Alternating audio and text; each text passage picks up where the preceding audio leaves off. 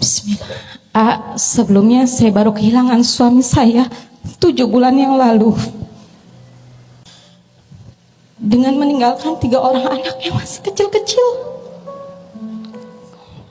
Kelas 6, kelas 5 dan baru kelas 1. Saya ada fase di mana saya marah sama Allah. Saya merasa, kenapa dikasihnya saya ya Allah? Saya belum sanggup. Saya kehilangan almarhum ayah saya saat saya sudah memiliki anak. Tapi ini anak saya baru mau 6 tahun sudah menjadi yatim. Bagaimana saya bisa belajar seperti ibu AA yang bisa menerima takdir menjadi ibu? Terus terang saya ada di fase ingin mengakhiri hidup saya karena ini berat sekali. Saya harus menjadi seorang ayah dan saya harus menjadi seorang ibu buat ketiga anak saya yang masih kecil-kecil.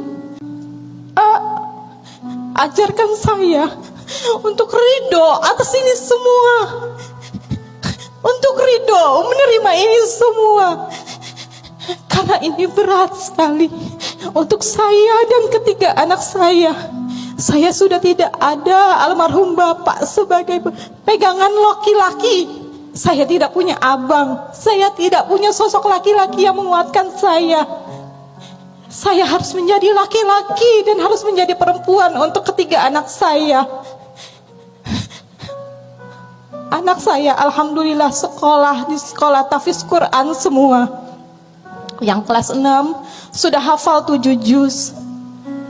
Yang kelas 5 sudah hafal 5 juz. Apa saya mampu menjadi madrasah untuk anak-anak saya sedangkan saya rapuh? Saya rapuh sekali.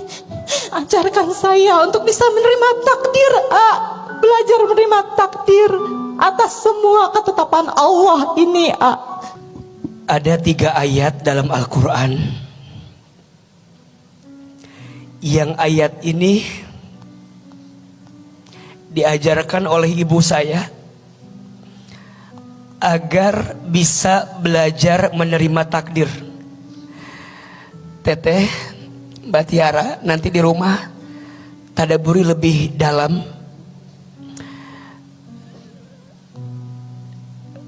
Yang pertama, surat Al-Baqarah ayat 216. Isinya, dan boleh jadi kamu membenci sesuatu padahal itu baik bagimu, dan boleh jadi kamu menyukai sesuatu padahal itu buruk bagimu. Wallahu ya'lamu wa antum la ta'lamun. Allah Maha tahu sedangkan kamu tidak tahu.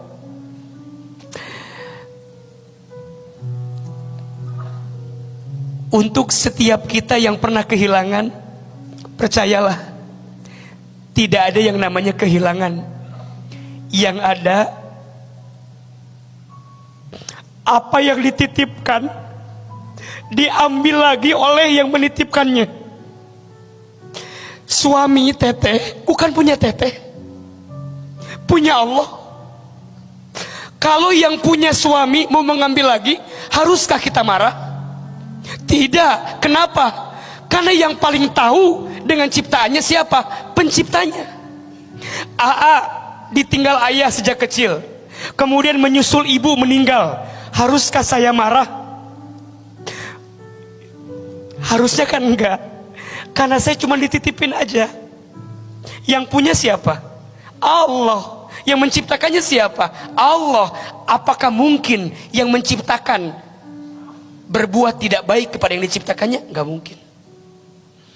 Maka guru saya pernah bilang gini, Hilman, kamu dengan orang tuamu bukan berpisah, hanya beda take off-nya saja.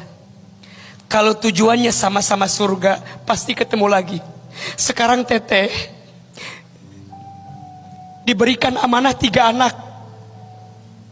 Kalau teteh sayang sama suami, ayo tegar, ayo semangat, jadi ibu yang baik. Ini anak 3 investasi agar nanti suami teteh bahagia di sana melihat teteh jadi ibu yang baik buat anak-anak. Tadi beliau bercerita, anak yang pertama hafiz Quran sekian juz, anak yang kedua hafiz Quran sekian juz. Bagus teh, lanjutkan. Kenapa? Sungguh anak yang hafal Quran akan memberikan mahkota bagi orang tuanya ketika nanti hari kiamat. Hakul yakin almarhum suami teteh bahagia di luar sana, bahagia di sana. Yang kedua, surat Al-Baqarah ayat 286. Isinya la yukallifullahu nafsan illa wus'aha. Mohon maaf ya, kalau ada yang bertanya, "Aa, kenapa ujianku seberat ini?" Karena kamu sekuat itu untuk menerima ujian itu. Teteh, Allah aja yakin sama teteh. Masa teteh nggak yakin sama diri teteh sendiri? Allah aja yakin. Allah mengambil suaminya, beliau jadi seorang single mom, single parent. Kenapa? Kenapa nggak yang lain? Kenapa harus saya, Ustadz? Karena saya yang kata Allah mampu. Itu yang ibu saya ucapkan. Hilman, kenapa mama diberatkan hidupnya? Karena Allah tahu mama bisa melewatinya. Mohon maaf ya, ibu saya punya anak banyak sekali. Saya 9 bersaudara. Saya anak paling bungsu. Ibu saya punya saya di saat usia beliau sudah sepuh. Jadi cukup berat mengurus saya. Sampai saya bertanya, "Ma, kok mama sekuat itu ya?" "Iya, karena Allah percaya sama mama untuk ngasih beban seberat ini." Maka teteh nggak boleh bilang saya rapuh, saya nggak bisa. Shh, hati-hati ya. Itu termasuk was-was syaitan yang merapuhkan diri kita. Allah aja yakin sama teteh, masa teteh nggak yakin sama Allah? Dan yang ketiga, surat Al-Insyirah ayat 5 dan 6. Fa inna ma'al usri yusra, inna ma'al usri yusra. Maknanya, di balik semua kesulitan pasti akan ada kemudahan. Mohon maaf, hidup gak akan malam terus, pasti ada siangnya. Betul? Hidup gak akan terjatuh terus, pasti ada naiknya.